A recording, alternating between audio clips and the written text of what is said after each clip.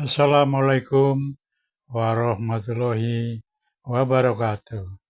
Saudara, ada berita yang sangat-sangat mengejutkan, bagaikan petir di siang bolong. Ini ada mantan atau bekas muhibinnya Habib Lutfi bin Yahya Pekalongan. Dia itu keluar atau berhenti dari jadi muhibinnya Habib Lutfi.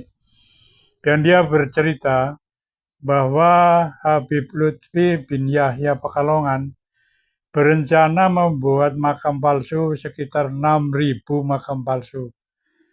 Dan ternyata baru sekitaran 3.000-an makam palsu dibuat.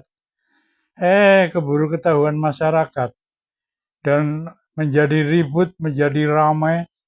Dan 3.000 makam palsu yang sudah dibuat itu dibongkar sama umat Islam, ya, terutama warga Nahdien yang merasa resah, ya, adanya kuburan-kuburan palsu yang dibuat oleh Habib Lutfi bin Yahya Pekalongan.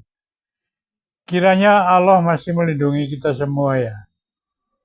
Coba kalau itu tidak ketahuan, wah, sudah jadi apa itu? Yang pertama kerugian, pembelokan sejarah.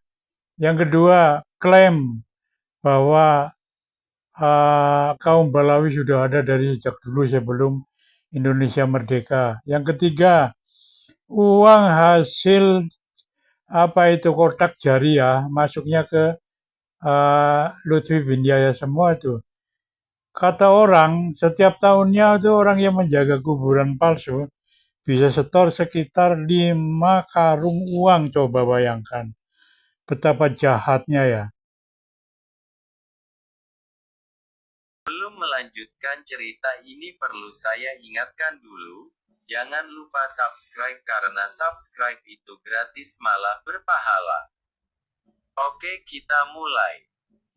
Ada seorang mukibin yang sudah mengabdi pada tuannya yaitu Habib Santun Lutfi bin. Apalagi beliau ini sekarang sudah tersandung banyak kasus dari Yayasan Petani si Habib Lutfi itu memasukkan sekian sampai targetnya itu sampai 6.000 makam targetnya itu belum terpenuhi. Tapi kan ini artinya kan harus dipertanyakan, harus diklarifikasi.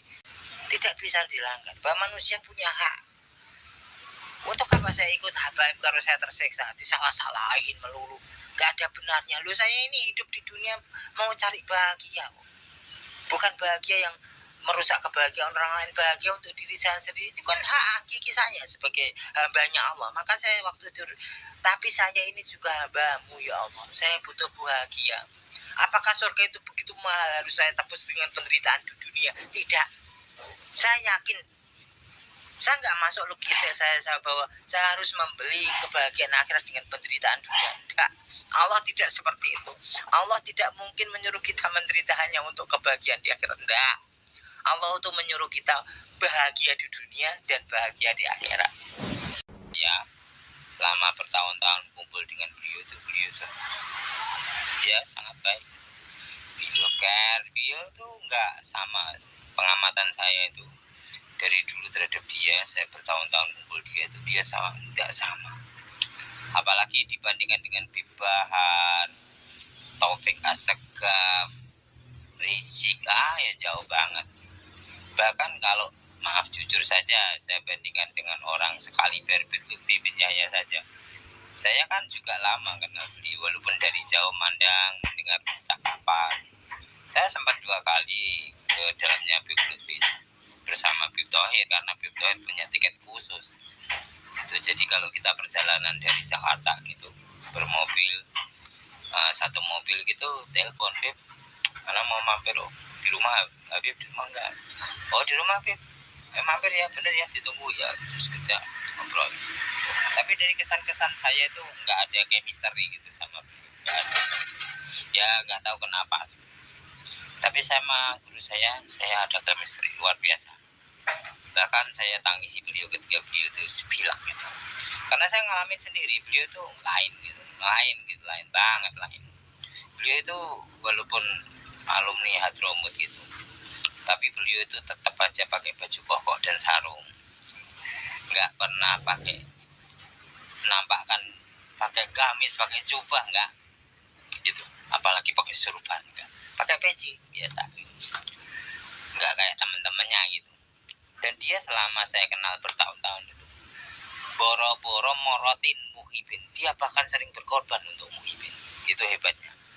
Makanya saya percaya walaupun mungkin secara tes DNA dia itu bukan darah Kanjeng Nabi Muhammad, tapi dia secara spiritual itu saya masih yakin dia itu masih keturunannya, maksudnya wa ala alihi, termasuk Ali Sayyidina Muhammad. Jadi keturunan secara spiritual, karena semangat beliau untuk benar-benar mengajak orang-orang yang di sekitarnya itu, karena beliau itu banyak dari bekas-bekas, ya bukan hasil ya kita bukan hasil karena memang petunjuk dari Allah, tapi sebagian dari murid-muridnya adalah bekas-bekas orang-orang jalanan gitu. Karena saya sendiri ketemu beliau itu di trotoar, sering ketemu beliau ngobrol tentang agama itu sampai subuh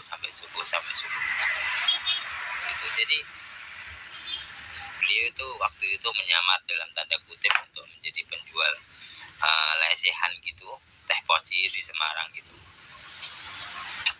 Beliau orangnya sangat keras, tapi bukan keras untuk dirinya, dia keras untuk kebaikan para muhibinnya gitu. Jadi dia ingin muhibinnya itu menjadi orang-orang yang benar-benar berakhlakul karimah, yang kata beliau itu akhlakul karimah itu harus punya amal, punya syahwat yang tinggi, itu artinya cita-cita yang besar, kemudian punya amarah yang cukup, jadi bahan bakarnya itu cukup amarah itu.